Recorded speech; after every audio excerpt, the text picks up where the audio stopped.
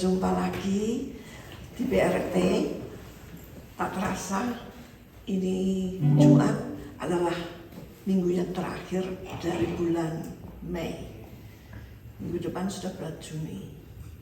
Oke, mari kita mengucap syukur, terima kasih sama Tuhan. Kita masih bisa menjalani hari-hari yang Tuhan sediakan. Ya, sebelum kita mulai, mari kita berdoa dulu.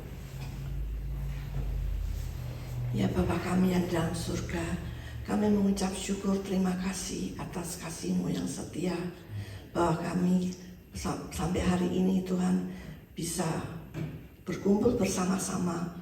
Walaupun long weekend mendatang sedikit, tetapi Tuhan kami masih dapat kesempatan bersekutu. Terima kasih untuk kesempatan ini, dan juga terima kasih Tuhan Engkau memberkati persekutuan ini dari permulaan awal hingga akhir, dan kami semua diberkati. Terima kasih Tuhan, kami juga bersama-sama mendengarkan firman Tuhan dan berdoa sama-sama. Juga sebelumnya itu kami mau menaikkan pujian bagi-Mu, sebab Engkau-lah yang layak dipuji. Terima kasih ya Bapa, terima kasih. Hanya di dalam nama Yesus kami berdoa. Amin. Mari kita mengucap syukur pada Tuhan. Dengan pujian kita, ada satu sobat yang setia, ya, hanya Yesus yang bisa menjadi sobat kita, sekaligus Tuhan Juru Selamat kita juga.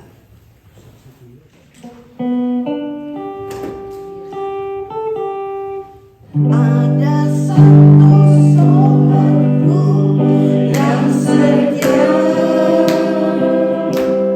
tak pernah dia tinggalkan diriku.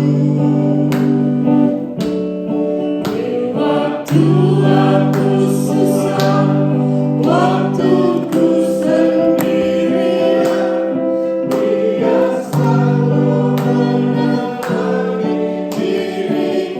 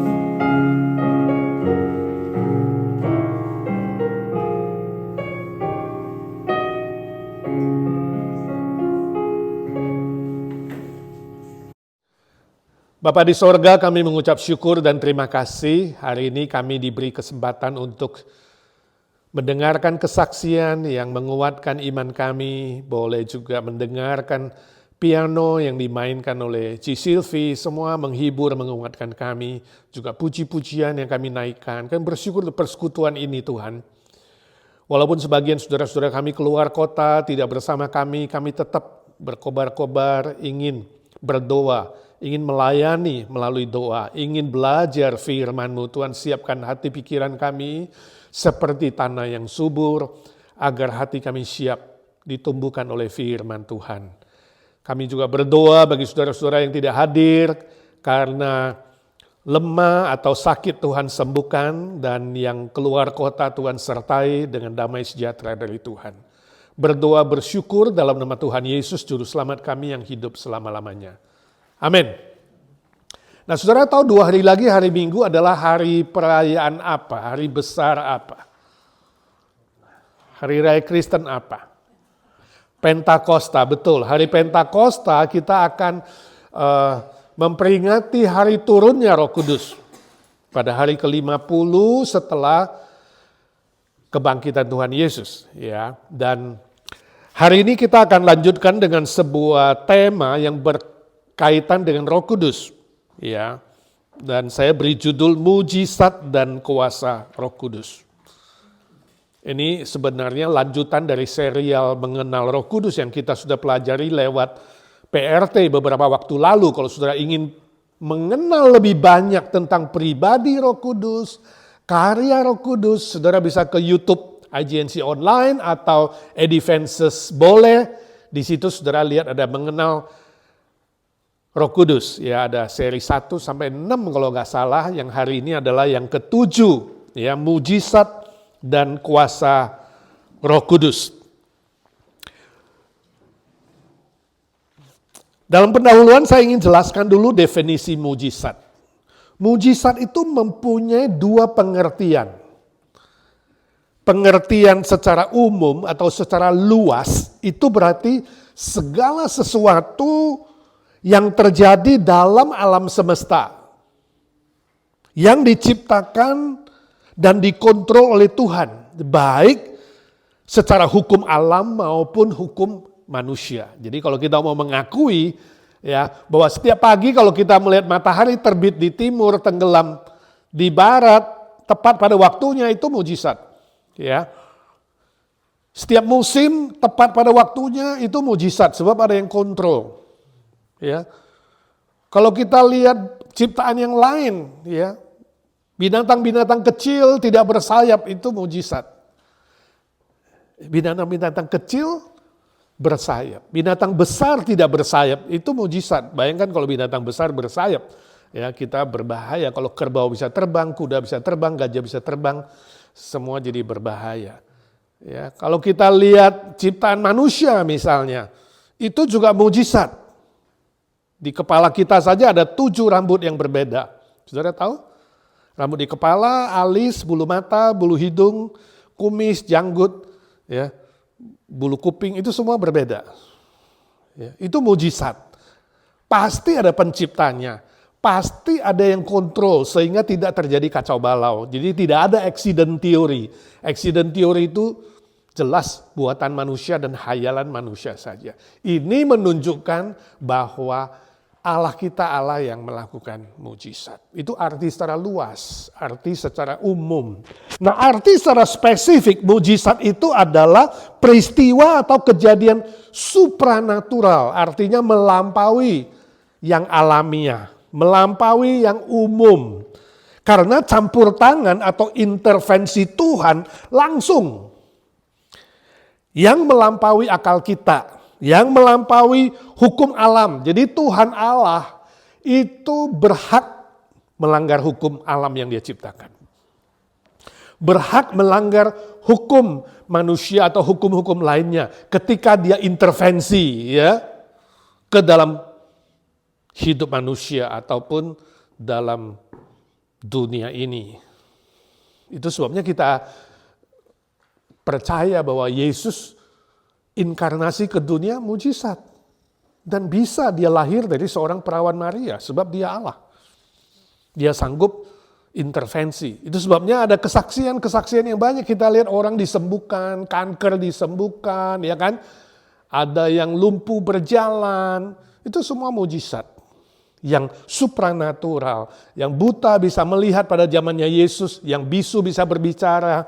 Ya, itu semua adalah mujizat dalam arti spesifik, arti yang khusus, yang melampaui akal manusia, melampaui hukum alam yang pada umumnya manusia mengatakan nggak mungkin, tapi bagi Tuhan itu mungkin. Nah, saudara, mujizat baik dalam arti umum maupun dalam arti spesifik, arti khusus, itu sangat erat hubungannya dengan kuasa Roh Kudus. Sebab kuasa Roh Kudus adalah sebuah dinamit, seperti sebuah bom kecil, seperti sebuah kuasa yang sangat besar, walaupun kecil tapi besar dampaknya, yang bisa melakukan segala sesuatu, mulai dari peristiwa penciptaan. Saudara, kalau membaca kitab Kejadian pasal 1, penciptaan itu sebelum dimulai, Roh Kudus melayang-layang. Ya.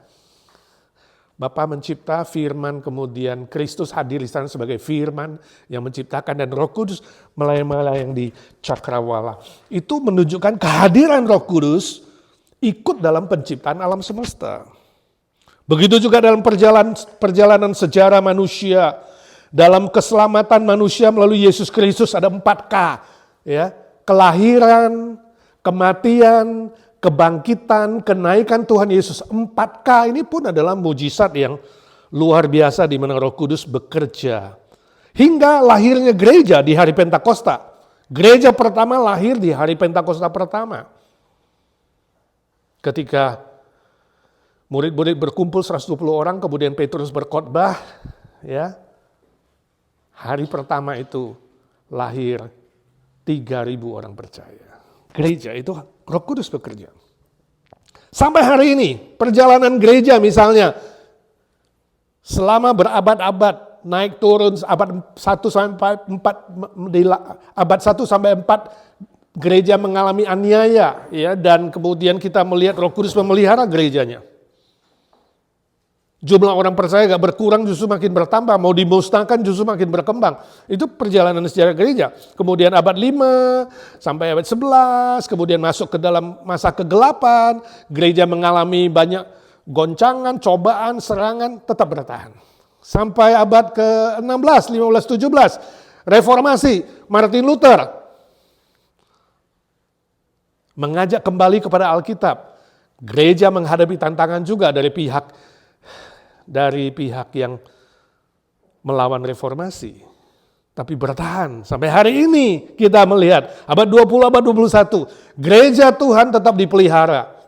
Bertumbuh, berkembang walaupun ada tantangan dan kesulitan. Kenapa? Sebab ada Roh Kudus yang hadir dan bekerja. Yang telah turun sejak hari Pentakosta. Roh Kudus yang bekerja secara terus menerus. Jadi kesimpulan kita, semua kejadian, baik yang mujizat secara umum atau secara spesifik, ada kuasa dan mujizat Roh Kudus di dalamnya. Nah, dalam kehidupan manusia di akhir zaman ini, kita menghadapi arus deras, tantangan yang sangat banyak, ya, dengan munculnya internet, ya, dengan munculnya AI, artificial intelligence, kecerdasan superficial, ya, lalu komunikasi, lalu berbagai macam sosial media, liberalisme dan lain-lain. Itu semua siap menghanyutkan manusia yang tidak siap melawan tantangan. Ya, siapa saja yang nggak tahan akan hanyut. Untuk itu kita sangat-sangat membutuhkan mujizat dan kuasa Roh Kudus. Sebab Roh Kuduslah yang memberikan pengharapan di tengah-tengah situasi yang tidak pasti, di tengah-tengah kondisi di mana manusia kehilangan iman dan harapan. Kita sangat-sangat membutuhkan Roh Kudus, kuasa dan mujizatnya. Nah, pertanyaan, untuk mengalami mujizat dan kuasa Roh Kudus, syaratnya apa? Hari ini kita akan belajar bagaimana menerima mujizat dan kuasa Roh Kudus itu. Minimal kita memberikan kita 4 syarat.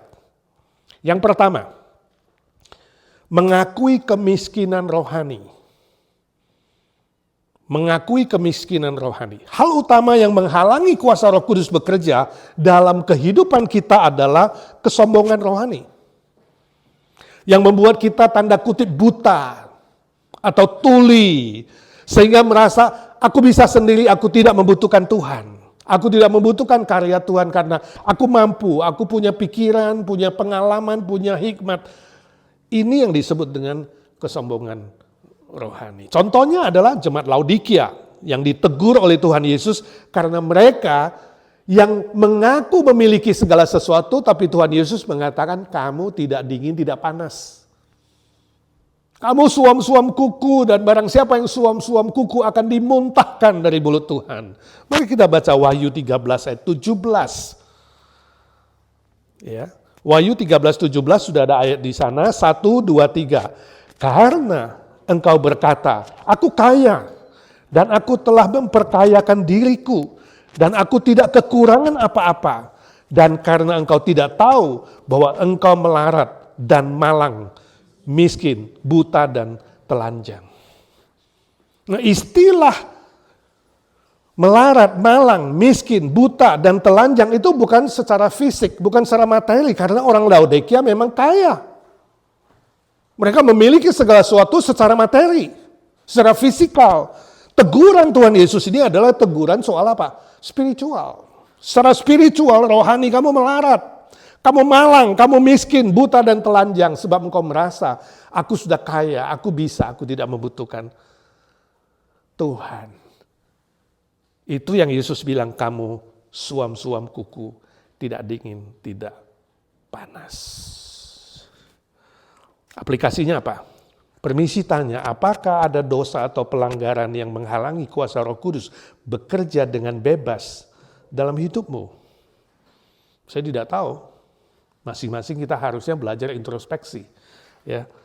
Baik itu dalam pikiran, baik itu dalam hati, baik itu soal karakter, baik itu soal tanggung jawab, baik itu soal aspek-aspek lainnya. Ada gak hal-hal tertentu yang menghalangi Roh Kudus bekerja dalam hidup saudara? Hanya saudara yang tahu, hanya Tuhan yang tahu. Tapi marilah malam ini kita belajar introspeksi diri. Kesadaran dan pengakuan dosa adalah langkah pertama untuk menerima kuasa dan mujizat dari Roh Kudus.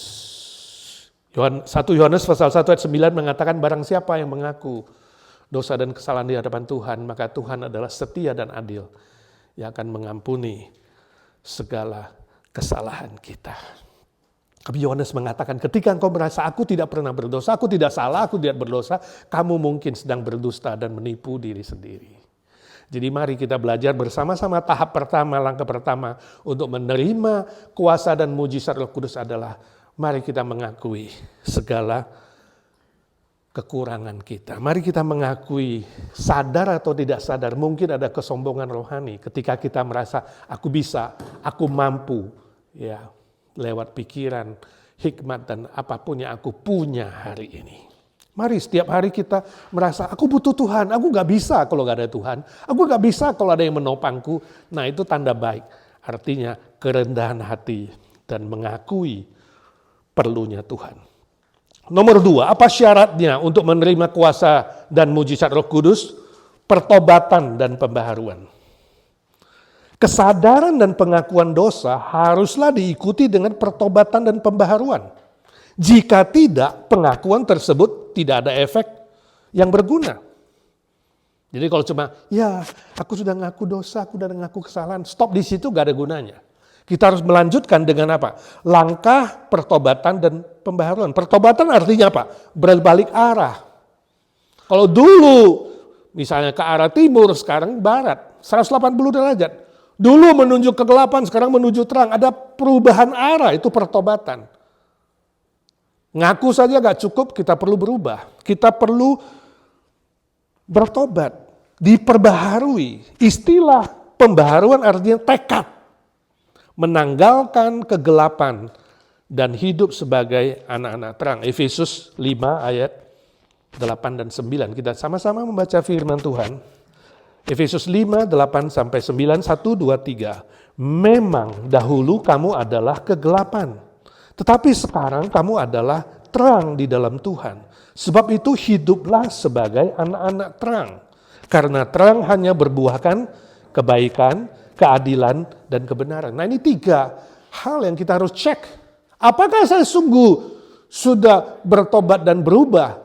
Maka bertanyalah pada diri sendiri. Apakah saya berubah makin baik, makin benar, makin adil? Sebab anak-anak terang, orang yang sudah menerima Kristus, orang yang sudah menerima Roh Kudus dalam hidupnya, harus melahirkan 3 hal ini. Kebaikan, keadilan, dan kebenaran. Nah, aplikasinya apa buat kita? Apakah ada hal-hal tertentu dalam hidupmu yang perlu diubah menjadi baru? Saya tidak tahu apa yang terjadi dengan saudara yang tahu, Tuhan tahu. Kalau dibandingkan 1 tahun lalu bagaimana? Dibandingkan dengan 2 tahun lalu bagaimana? Bandingkan dengan diri sendiri, jangan pernah bandingkan dengan orang lain. Saudara bandingkan dengan orang lain, kalau saudara merasa lebih hebat, saudara jadi sombong. Kalau saudara bandingkan dengan orang lain, saudara merasa kurang, saudara jadi minder. Akhirnya jadi gak mau lakukan apa-apa. Dua-dua hal gak baik. Bandingkan dengan dirimu sendiri. Dibandingkan dengan tahun lalu saya bagaimana ya? Dibandingkan dengan 2 tahun lalu saya bagaimana ya? Dibandingkan dengan 5 tahun lalu saya bagaimana ya? Atau dibandingkan pada pertama jadi orang Kristen, sampai hari ini mungkin 10 tahun, 5 tahun. Apakah saya berubah makin baik, makin benar, dan makin adil? Nah, ini yang menjadi PR kita masing-masing. Kalau mau menerima kuasa dan mujizat Roh Kudus. Belajarlah rendah hati dan mohon Tuhan memperbaharui hidupmu. Itulah langkah kedua untuk menerima kuasa dan mujizat Roh Kudus. Gak ada pilihan. Sebab Roh Kudus akan bekerja lebih efektif pada anak-anak Tuhan yang siap hidup baru dan diperbaharui. Yang ketiga, berdoa dengan iman. Berdoa dengan iman adalah langkah ketiga untuk membuka keran mujizat dan kuasa Roh Kudus. Jadi Tuhan sudah siapkan berkat. Ya, tinggal dicurahkan atau tidak. Itu kuncinya ada keran berkat. Kalau kita membayangkan seperti sebuah keran air yang besar. Nah, untuk membuka keran itu butuh apa? Butuh doa dengan iman. Ya. Keran mujizat dan kuasa Roh Kudus agar dia melakukan hal-hal supranatural yang melampaui akal kita. Tanpa doa yang serius dan tanpa iman yang sejati dalam nama Tuhan Yesus Kristus, Roh Kudus seolah-olah tidak akan tergerak untuk bekerja secara ajaib. Mari kita lihat Yohanes 16 ayat 24. Injil Yohanes 16 ayat 24. 1, 2, 3. Sampai sekarang kamu belum meminta sesuatu pun dalam namaku. Mintalah, maka kamu akan menerima, supaya penuhlah sukacitamu. Ini perkataan siapa? Tuhan Yesus. Tuhan Yesus menegur murid-murid yang masih ragu, yang tidak sungguh-sungguh percaya. Yesus bilang, kamu harus berani, siap, serius, mintalah dalam namaku. Ingat, dalam namaku berarti dalam nama Yesus Kristus. Bukanlah jampi-jampi. Bukanlah hanya kata yang diucapkan dalam nama Yesus, berarti kamu harus ada di dalam Tuhan Yesus. Kalau kita bandingkan dengan Yohanes 15 ayat 7, Yesus mengatakan apa? Tinggallah di dalam aku, itu dalam nama Yesus. Dan tinggallah di dalam firman-Ku, ini 2, arti dalam nama Tuhan Yesus. Waktu kita berdoa, dalam nama Tuhan Yesus, kita meminta dalam nama Tuhan Yesus. Saudara, itu bukan hanya ungkapan keluar dari mulut, harus tanya diri sendiri. Aku sudah tinggal dalam Kristus dan firman-Nya sudah tinggal di dalam aku belum? Sebab Yesus berjanji di Yohanes 15 ayat 7. Barang siapa yang tinggal di dalam aku dan firman-Ku tinggal di dalam kamu, maka mintalah apa saja, kamu akan diberi. Sepertinya wow, ini kunci ya, ini rahasia ini. Minta apa saja, kita ingat ujungnya. Minta apa saja bakal diberi. Juga di sini. Minta apa saja akan diberi. Tapi kita lupa atasnya. Tinggal di dalam Kristus. Dan firman Kristus tinggal di dalam kamu. Seperti air di dalam ember. Ember di dalam air. Kalau sumur, air, saudara taruh ember ke dalam sumur itu, air di dalam ember kan. Tapi pada saat yang sama, ember juga di dalam air. Itu artinya apa? Kita dan Kristus ada sebuah hubungan erat yang tak terputus. Yang menyatu, bersatu erat dengan Kristus dan firman-Nya. Kalau saudara mengerti itu, mintalah apa saja, kamu akan diberi. Bisa nggak minta apa saja? Let's say Ci Sylvie bilang, saya mau 10 million US dollar. Dikasih nggak kira-kira? Kenapa? Nggak masuk akal. Kan minta apa saja, ya kan? Bisa nggak minta kayak Cisanti misalnya minta apa? Kembali awet muda seperti usia 20 tahun.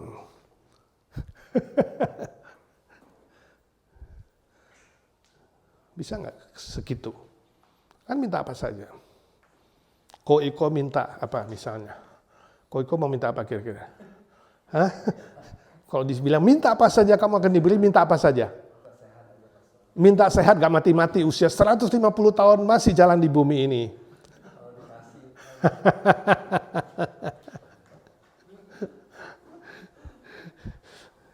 Lili mau minta apa? Istana. Shirley mau minta apa?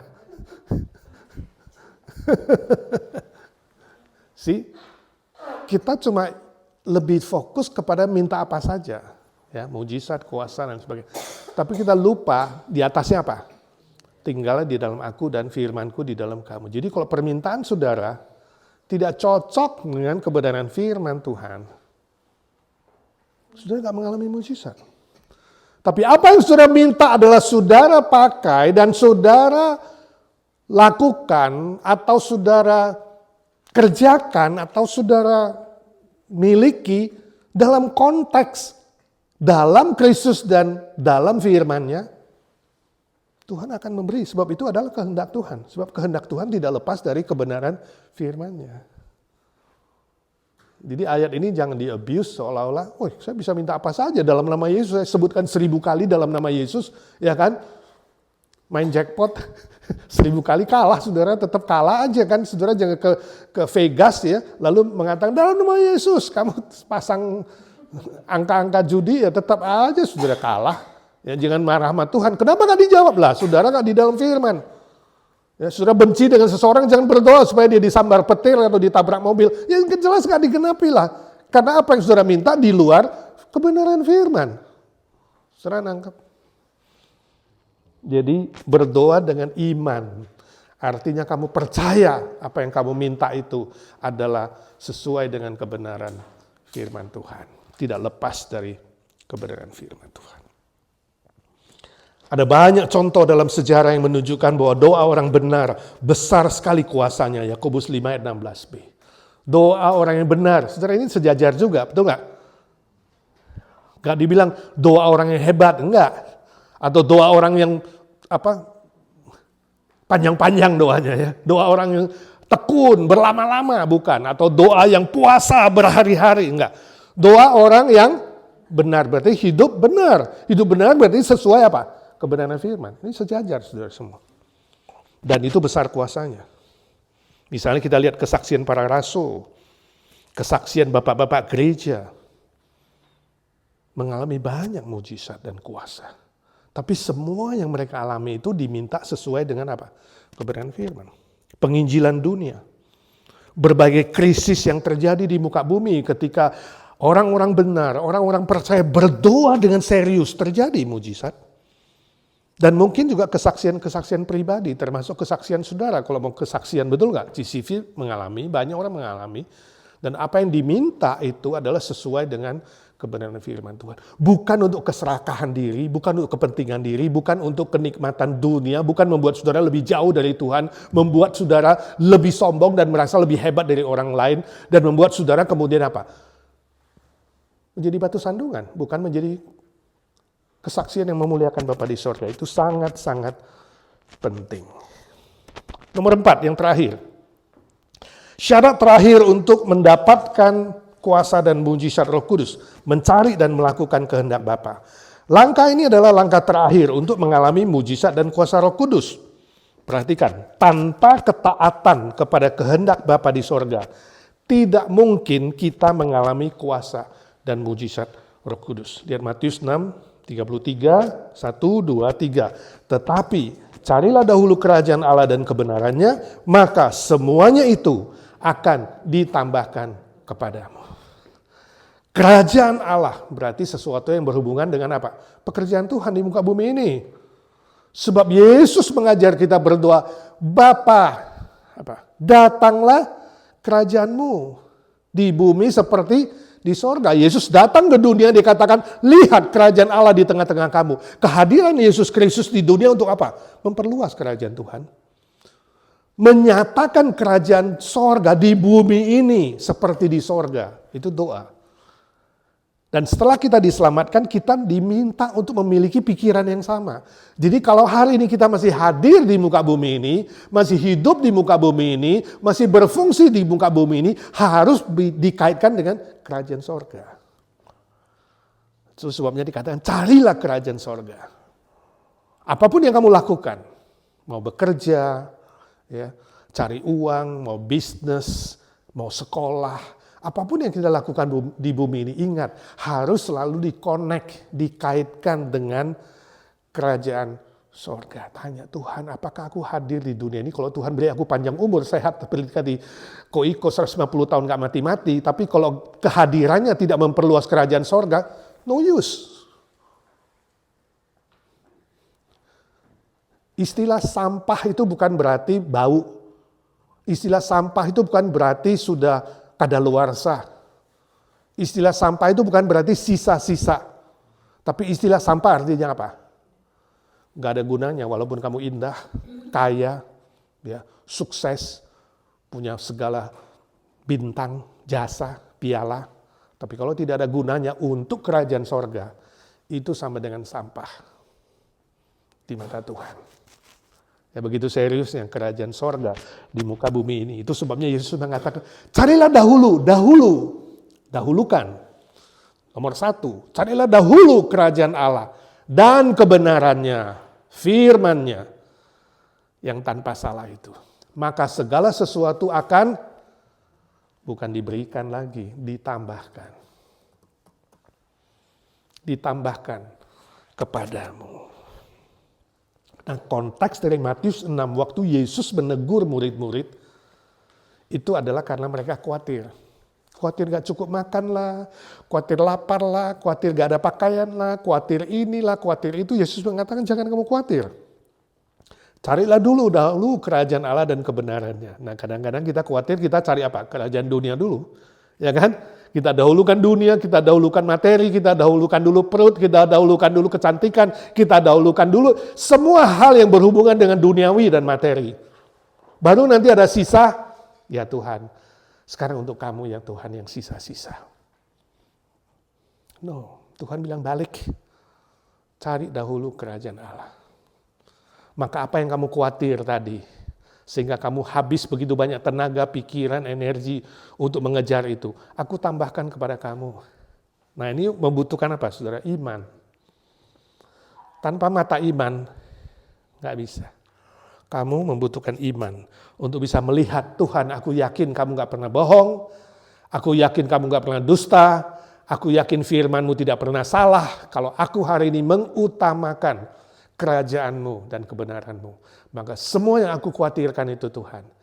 Tuhan bukan saja cukupkan, tapi tambahkan. Izinkan saya tanya, apakah ada kekhawatiran atau ketakutan yang membuat saudara terhadap Tuhan itu ragu? Terhadap janjinya kamu ragu? Lalu hitung-hitungan dengan Tuhan? atau saudara lalai dan lupa mengutamakan kerajaan Tuhan dan kebenarannya, sekali lagi saya tidak tahu, hanya kamu yang tahu. Ya, tapi ingatlah, itu adalah penghalang dari kuasa dan mujizat Roh Kudus. Keraguan kamu, kekhawatiran kamu, ketakutan kamu, ya, transaksional kamu, Tuhan lakukan ini dulu, baru aku lakukan itu. Jangan coba negosiasi dengan Tuhan, sebab firman-Nya tidak akan diubah. Prinsip rohani tidak akan diubah. Ingat, Tuhan Yesus tidak pernah berubah selama-lamanya. Dulu, sekarang, dan selamanya sama. Kalau dia katakan A, B, hukum rohani tidak bisa dikompromi dan tidak bisa negosiasi. Sebab dia adalah Tuhan yang absolut dan mutlak. Maukah hari ini saudara bertekad setia dalam ibadah, dalam pelayanan, dalam pekerjaan Tuhan, tanpa sungut-sungut, tanpa mengeluh, tanpa hitung-hitungan, dan tetap mengutamakan kerajaan Tuhan di muka bumi ini, maka Roh Kudus akan melakukan jauh lebih besar, itu artinya menambahkan, itu mujizat. Jauh lebih besar yang bisa kau doakan dan pikirkan. Efesus pasal 3:20, itu mujizat. Kuasa Roh Kudus yang bekerja di dalam kita, itu lebih besar dari apapun yang bisa kita minta dalam doa, apapun yang bisa kita pikirkan di otak kita. Yang tidak pernah saudara pikirkan, itu akan diberikan kepadamu ketika engkau sungguh-sungguh menomorsatukan, mendahulukan kerajaan Allah dan kebenarannya. Mari saudara, menyambut Pentakosta 2 hari lagi. Saya mengajak kita semakin giat dan semakin berkobar-kobar, berapi-api dalam melayani Tuhan, pekerjaan Tuhan. Itu Roma 12 ayat 11. Dan Yesus bilang, sebelum malam tiba, mari kiranya kita semua dipakai Tuhan. Sebelum malam tiba artinya apa? Selagi ada kesempatan. Yesus bilang, kalau malam tiba, tidak ada seorang pun yang bisa bekerja. Sebab sekarang masih siang. Artinya kita masih diberi hidup, kita masih diberi nafas, kita masih diberi waktu, kita masih diberi segala yang kita butuhkan. Mari kita pakai untuk pekerjaan Tuhan. Sebab malam tiba yang kita tidak tahu. Ketika Tuhan tutup kesempatan buat kita, maka tidak ada seorang pun yang dapat bekerja lagi. Amin. Mari berkobar-kobar makin giat untuk Tuhan, untuk kerajaan Tuhan di muka bumi ini. Selamat menyambut hari Pentakosta. Tuhan memberkati saudara. Mari kita berdoa. Bapa di sorga, kami mengucap syukur dan terima kasih untuk kehadiran Roh Kudus dalam hidup kami. Tinggal di dalam kami selama-lamanya. Terima kasih Tuhan untuk janji setiamu. Terima kasih Roh Kudus Engkau mau diam di dalam kami. Menghibur, menguatkan, membimbing, mengingatkan. Supaya kami tidak salah jalan. Supaya kami tidak salah pilih. Supaya kami tetap berjalan sesuai dengan kebenaran firman. Oh Tuhan, kami sudah belajar syarat-syarat. Mendapatkan kuasa dan mujizat Roh Kudus dalam hidup kami.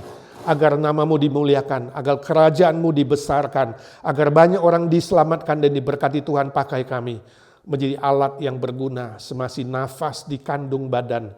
Kami bertekad setiap hari diperbaharui oleh Tuhan. Kalau ada hal-hal tertentu dalam pikiran, dalam hati, dalam tutur kata, dalam tindak tanduk kami yang berdosa dan melawan firman-Mu, ya Tuhan ampuni kami. Kuasa darah-Mu basuh kami sekali lagi. Dan kami mohon ya Tuhan, tolong kami berubah arah, tolong kami bertekad diubahkan makin hari, makin benar, makin baik, makin adil di dalam segala sesuatu yang kami lakukan di muka bumi ini.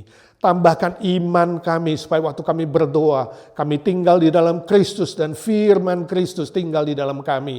Dan tolong kami ya Tuhan, ketika kami tidak hitung-hitungan, tidak ragu, tidak khawatir, dan tidak takut menghadapi apapun persoalannya. Kami mengutamakan kerajaan-Mu dan kebenaran firman-Mu. Ya Tuhan, kami tahu Engkau sudah menjanjikan, bahkan menambahkan, melimpahkan mujizat dan kuasa Tuhan, berkat Tuhan, melampaui apa yang bisa kami pikirkan dan doakan. Genapkanlah janji firman-Mu untuk kami sekalian. Terpuji nama-Mu. Saat ini ya Tuhan, kami mau bagi kelompok berdoa syafaat untuk kawan-kawan kami. Tuhan memberkati doa kami masing-masing kelompok, dan kami berdoa menyerahkan semua yang sakit, yang lemah tubuh, yang membutuhkan persoalan, yang membutuhkan jalan keluar karena banyak persoalan. Tuhan, buka jalan yang baru. Tuhan sertai satu persatu. Terpuji nama-Mu, Engkau sudah mendengar doa kami. Kami serahkan minggu 2 hari lagi, hari Pentakosta, kami mau merayakan bersama-sama. Tuhan, berkati semua anak-anak Tuhan yang melayani. Berkati semua persiapan hamba-hamba-Mu para pelayan. Berikan semangat yang baru, motivasi baru, tujuan yang baru untuk lebih meninggikan Tuhan. Dan kami tahu Tuhan, ketika kami rindu dipakai Tuhan, hidup kami semakin efektif, produktif, dan bermanfaat untuk nilai-nilai yang kekal. Sekali lagi kami menyerahkan saudara-saudara yang keluar kota, Tuhan sertai, Tuhan lindungi. Kami serahkan juga para senior kami yang lemah tubuh dan yang sakit, Tuhan Engkau lindungi sertai. Berkati semua anak mantu cucu hidup takut akan Tuhan, hormat orang tua, memelihara orang tua, supaya berbahagia dan panjang umur di muka bumi ini. Terpuji nama-Mu. Serahkan IGNC dalam tangan-Mu. Berkati gereja kami menjadi gereja yang berdoa, gereja yang mengabarkan Injil, gereja yang saling mengasihi, saling menguatkan, gereja yang menjadi saksi Tuhan, supaya nama-Mu ditinggikan dan banyak jiwa dimenangkan dan diperbaharui, diperkaya di dalam Tuhan Yesus Kristus. Gereja kami bertumbuh secara kualitas dan kuantitas, sebab Engkau yang memilikinya Tuhan. Tiada seorang manusia pun yang boleh mencuri kemuliaan-Mu. Ya Tuhan, salib-Mu semakin ditinggikan, kami semakin direndahkan. Dan kami semua rindu semakin kompak, semakin setia di dalam ibadah dan pelayanan. Berkati program-program IGNC ke depan ya Tuhan, Engkau sendiri yang tahu. Khususnya dengan 3 kebaktian jam 9 pagi, jam 11 dan jam 6. Ya Tuhan, curahkan berkat-Mu. Kami ingin memperluas kerajaan-Mu di muka bumi ini, supaya kerajaan sorga terjadi di bumi seperti di sorga, sebagaimana Engkau sudah mengajar kami berdoa ya Tuhan Yesus. Ini doa kami.